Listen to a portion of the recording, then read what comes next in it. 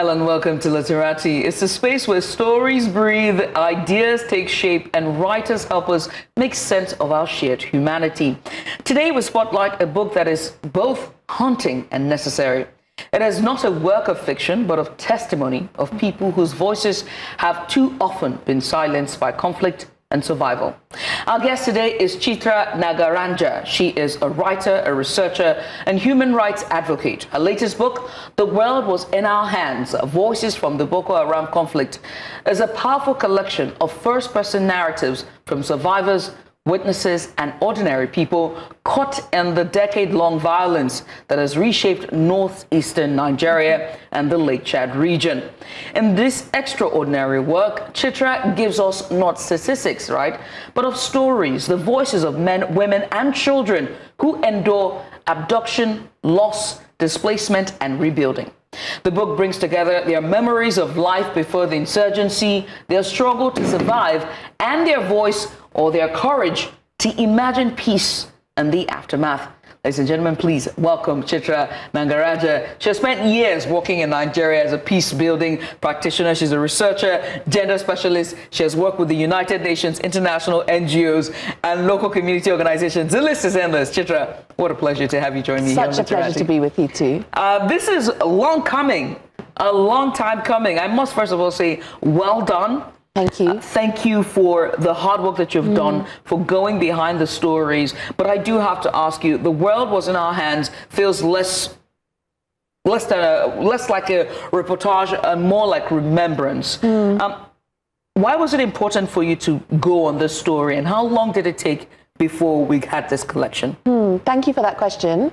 So in some ways, my journey started when back when in my childhood. I was born in my degree, my parents are working there, and I grew up with such beautiful stories of my degree and Borno. You know, that was the time that it was really the home of peace. We used to go on picnics to Sambisa Forest. We used to go boating on Lake Chad. And it's so interesting when I mention this to Nigerians outside Borno now. Look are at my shocked. eyes. I was like, wait, what? Yes, indeed. And then I moved back to Nigeria in 2013, started working on human rights and peace building, moved back to my degree in 2016. And then I found there to be such a disconnect between the stories I was hearing, the experiences I was hearing, and then when I would come and visit friends in Abuja and Lagos. And I think there's a lot happening in Northeast Nigeria. Not just in Northeast Nigeria, we see what's also happening in Zamfara and the Northwest and the North Central, that people don't know the full story of what is happening. And so one of the reasons that I wanted to put together this collection was to show people outside the Northeast what is happening in the same Nigeria. I also wanted people in the Northeast to have their stories documented, not only for the current generation, but also for future generations, so they know what their ancestors went through. Because unfortunately, we don't have that so much about the past. And I think especially from a gender perspective, but also a class perspective, this is really important, because the history that we know tends to be the history of the elites and elite men at that. And there's so much happening. If you read the book, you see there about the things that women have done, in particular, perspectives from minorities, Christian minorities, followers of traditional indigenous religions, also ethnic minorities.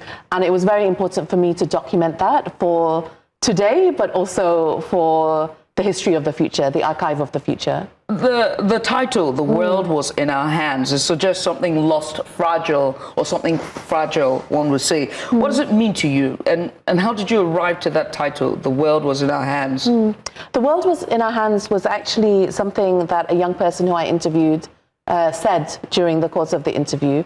And it's interesting because when you think about conflict in general and the Boko Haram conflict in particular, you think of hardship, suffering, violence, people being victims. And of course, that's a part of the story, and it's an important part of the story, but it's not the complete picture. We see such a sense of agency, people making decisions based on the choices available to them.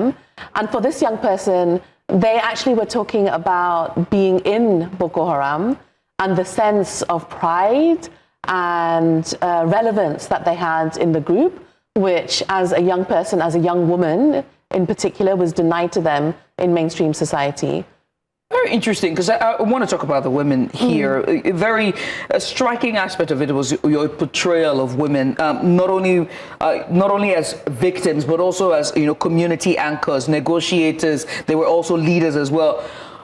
What did the stories or their stories teach you about gender and resilience and rebuilding in this part of Nigeria? Yeah, I think we have a tendency to have a very stereotypical picture when it comes to conflict, right? We think of women as victims, or we think of men as perpetrators.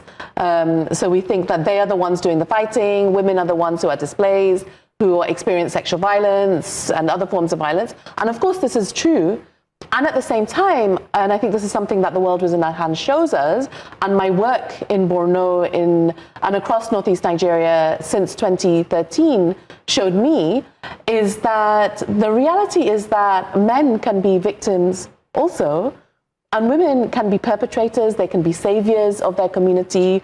There are some beautiful stories in the book about women who put their own lives at risk to save men. Right. Women who hid men. There's one of the women talks about how she hid 18 men in her house. This was a time when Boko Haram was going around killing all the men and older boys. She hid them in her house. She dressed them in niqab, and she walked them to safety across the border to Cameroon, all while she was 7 months pregnant. And I think these are the stories that we need to know.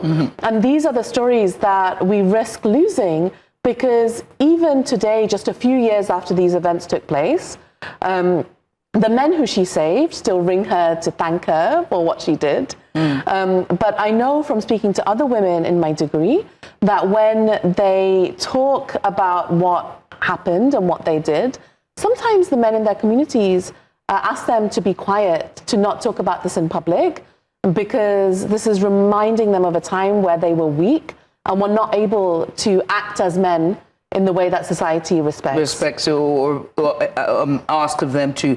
Your book also links this conflict to issues of climate, poverty, and governance.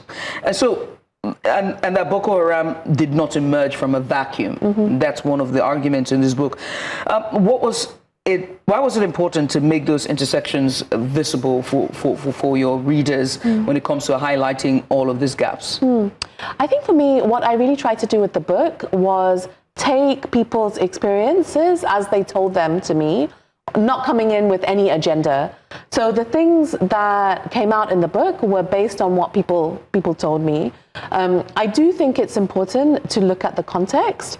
There can be a tendency to think that terrorism happens just like this, but we know that people don't make choices to join these groups, to leave their homes, their families, put themselves at risk without a reason. And we found in Northeast Nigeria high levels of inequality, corruption, nepotism, and at the same time, you had a charismatic preacher, Muhammad Yusuf, who was preaching against all of this and giving people a pathway to transform society. Now, of course, as President Buhari himself said in his 2015 inaugural address, it's for everyone. Sorry? Or was it the one about he's for everyone and he's from no one? He did say that, yes. That's our favorite. Yes. That's our favorite from the speech. But at the same time, he talked about how the killing of Muhammad Yusuf and hundreds of his supporters led this group to become the violent group that it is today. And I think we need to really remember that actually, in some ways, this group started as a movement calling for justice, for equality, and there was a reason why many people joined it at that time. Of course, as time went on, there were many other... radicalized, and it ballooned so people out of joined control. for religious reasons, economic reasons. Of course, many people were forced to join; they didn't have any choice. Right. But I think it's really important to understand and acknowledge this complexity, because if we don't, then the measures that we put in place to try and address the issue, they're not going to work. I have to ask you, this is almost a year's work, years in the making. At this point, it has to be a life work at this point. 47 persons, the stories being featured here. And in curating these voices, I do have to ask whether, the emotional toll that this must have taken on you, the weight in hearing the stories, how were you able to maintain empathy without exploiting, or without exploitation of their stories and their voices? Yes. So basically, over the last 10 years, I've interviewed close to 900 people, one-on-one interviews, in Nigeria, in Chad, in Cameroon, and in Niger. Wow. And while I was interviewing them, I mean, this is also a reason why I put together the book, because it felt like I was getting these fantastic, amazing, important stories, and I wanted to share them with the world. And at the same time, of course, it takes a real emotional toll, because not only during this time was I doing interviews, but I was also working with civilians, with IDPs. I was providing training to soldiers on human rights and how to reduce the risk of harming civilians in conflict. I was working in frontline conflict-affected communities, and of course, it had an effect on me and my colleagues as well. Right. One of the things that I really tried to do when I was talking to people was start off by giving them the opportunity to tell me their story on their terms. So I always started every interview with, please tell me your story. You can speak as much or as little as you like. And for some people, they said maybe 2 sentences. Other people started talking and didn't stop talking for 45 minutes because they really wanted to tell someone what had happened to them. Right. I made sure that there were certain things that I probed for to get more information about what they had said. Right. But I really made sure that when people talked about things that were distressing and painful, I didn't ask them any questions. So, for example, if a young woman tells me that when she was 12 or 13 years old, she was abducted and she was forced into marriage, and then the next sentence she says is, I became pregnant, I'm not going to ask her how she became pregnant. I think it's clear to me and it should be clear to the reader. Right. Chitra, let's go on a short break, shall we? If you're just tuning in, you're watching Literati here on News Central Television. My guest today is Chitra with her book, The World Was in Our Hands. We go on a short break, shall we? But when we return, we talk about resilience, reconciliation, and how storytelling itself can become a form of healing. Stay with us.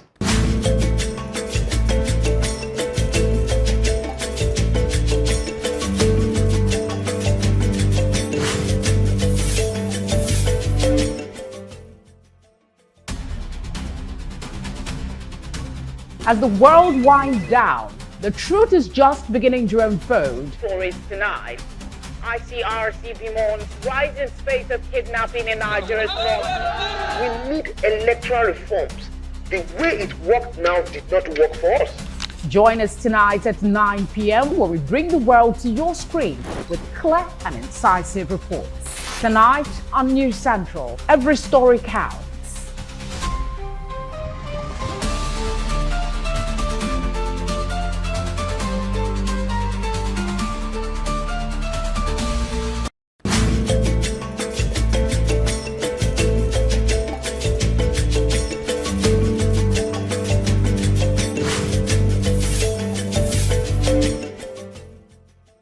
Welcome back to Literati. Now, before the break, we explore the heart of The World Was in Our Hands. It's stories of loss and survival. Now, let's go deeper into the power of storytelling as witness, as memory, and resistance. My guest is Chitra. She is the author of the book.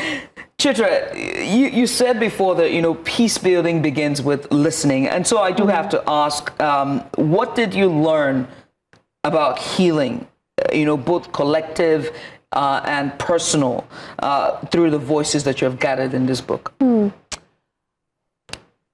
Let me start by saying that everybody in the areas of northeast Nigeria that has been affected by the conflict is experiencing some form of trauma.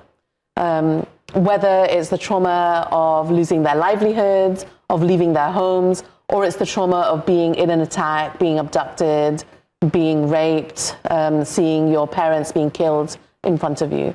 So it's kind of a scale of trauma. And so there is a need for healing, individually, in terms of your family and your community, but also as a society. At the same time, the amount of psychological assistance that people need is simply not enough, in as much as people are trying their best to address this wide-scale amount of need that's there. So with that, people are trying to find ways themselves to move on from what's happened. But it's very hard, and I think it's hard because for some people the trauma is still continuing, right? Like the conflict is not over. It's one thing to move on once everything is fine and you're safe and secure and you can set up your business once more. But if you're in a situation where you're not yet back home, Bless you. thank you, that attacks are still ongoing, or you feel insecure, that you've tried your best to restart your farming, but maybe there are floods this year because of climate change, as we mentioned before, and so you're back to zero, then it's very difficult to move on and heal. And so I think actually this is one aspect that's really important for us to know. And at the same time, people have been incredible in terms of how they have tried to heal themselves, but also how they've tried to support others in what they've been going through. In healing, one of the things you mentioned was silence. And that's a theme that seems to be running with your stories. And so one has to talk about silence and the role it plays when it comes to understanding trauma in that region. And speaking to the narrators, they speak of silence, but and the things that they can't or won't say. Does it have any role in the trauma that they experience in that area? Of course. So one of the stories in the book is about a young woman who at the age of 13, her mother, to try and save her from being abducted and forced into marriage, put her into a hole in the ground, left her with some foods, some jerry cans of water, and buried her there.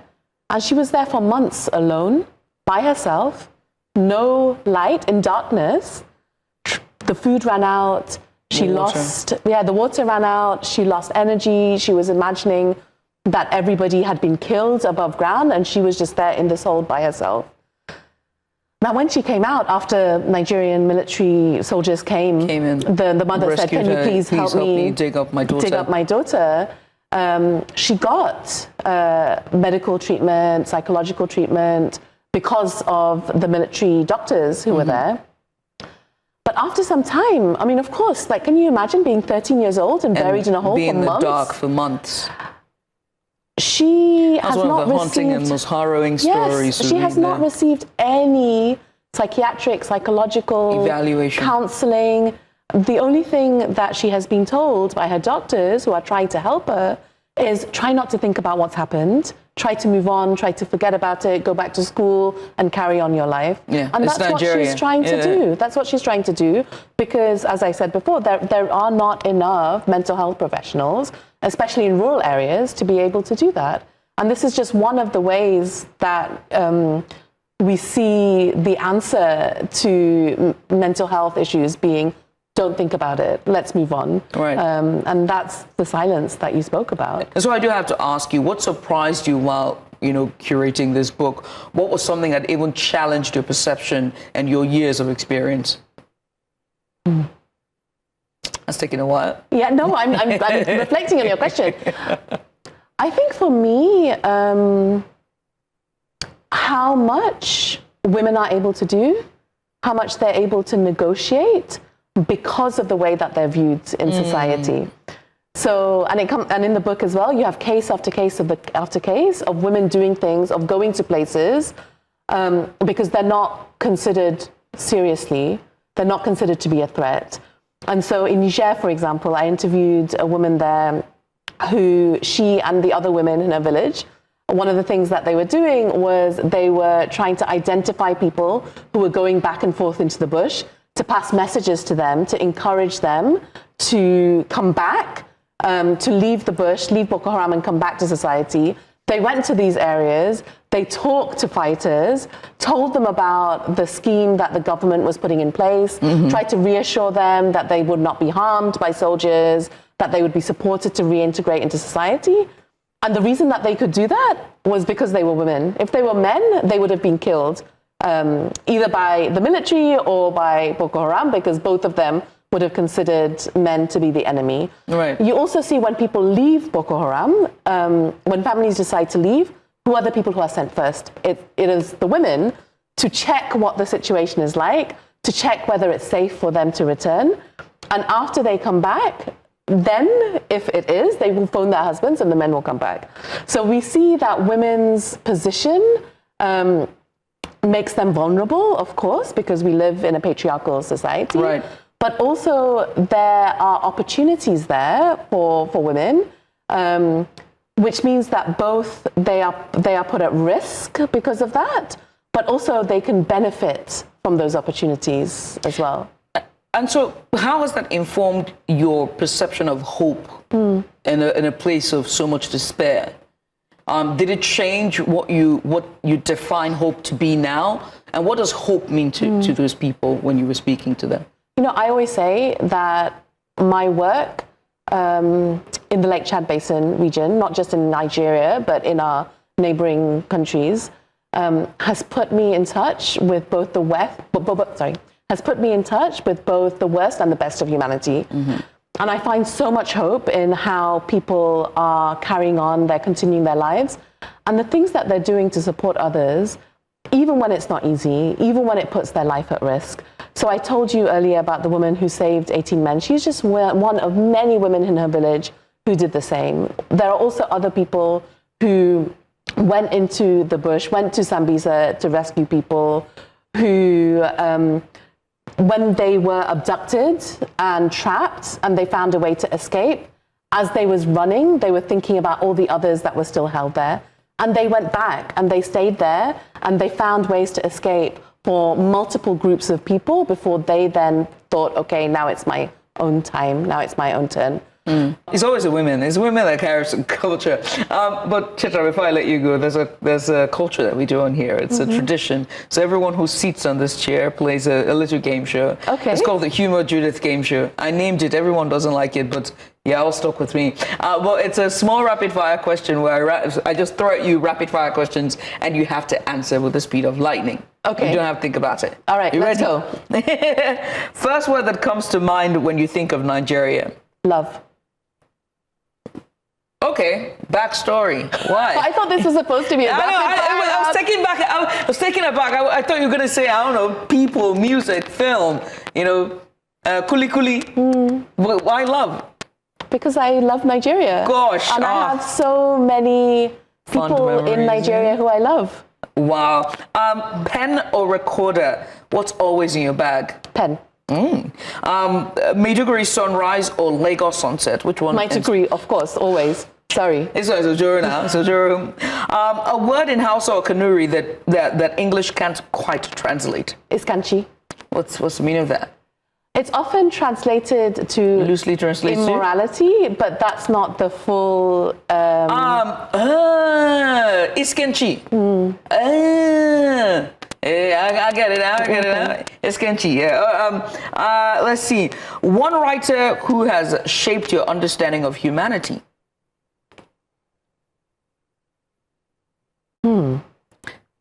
Sorry. Time is passing, I know. Tick tock, tick tock, tick tock on the clock. I would say Angela Saini and her book, The Patriarchs, which looks at how patriarchy came to be across the world. Well, spoken like a true feminist. If you could have dinner with one woman peace builder from history, who would it be?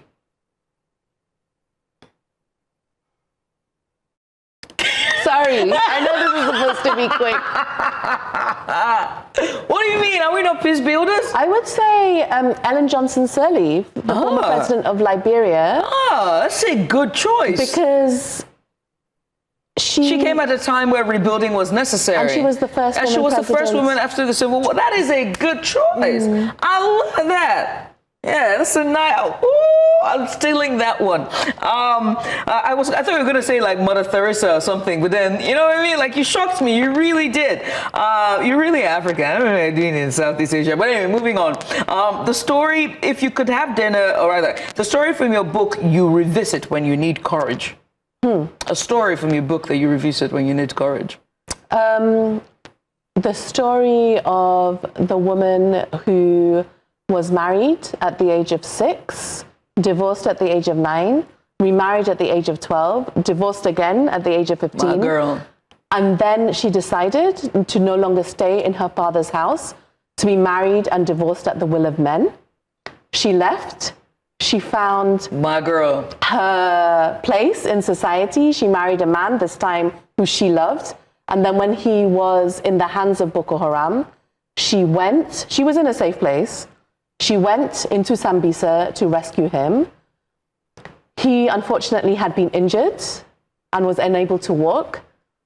And so after some time trying to figure out what to do, one day she saw a man passing with a wheelbarrow and she got an idea.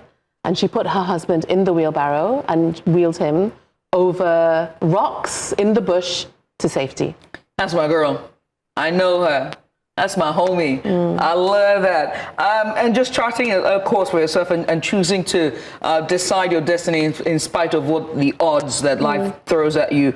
Coffee or chai? Chai. If the world was in our hands, were turned into a film, who would you want to narrate it? Why are you taking so long? No, I'm sorry. Say it. Judith. You, of course. Yes, who else? 3 words that would describe your relationship with storytelling. In terms of the storytelling that I'm doing this book? Yeah. Respect. Uncovering. And responsibility. 3 words to describe your entire life's work, all of your works before this. If you were to use 3 words, you see,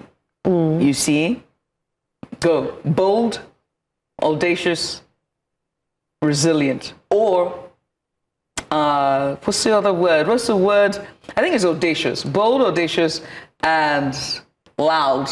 Refusing to be silent / loud. I think that's what it is. Am I right? You're giving me words. Oh, sorry, don't be angry. You talk your own. Which would it be? My whole life's work. Yeah. I would say sisterhood. That's a good one. Because you can't do anything by yourself. Yeah. And I think everything I have managed to achieve has been with others, especially women. So I think that's number 1. Okay. Number 2 is focused on purpose. Okay. And number 3 is for future generations. Ladies and gentlemen, Chitra, it's been a pleasure having you come on here. Thank This you was so much fun. Chitra Nagarajan, she is the author of The World Was in Our Hands. She's been our author today, pretty much talking on the most important thing. Chitra does what few have dared. She listens deeply. She turns the noise of conflict into the clarity of human truth, reminding us that every statistic once had a heartbeat. And her book is a testament that even in the ruins of war, voices still rise, and that storytelling is in itself an act of defiance. Chitra, thank you so much for coming. Thank you. I am Judith Atibi. Thank you for joining us for this very profound conversation on literati. As always, until I come your way next time, keep reading. Bye for now.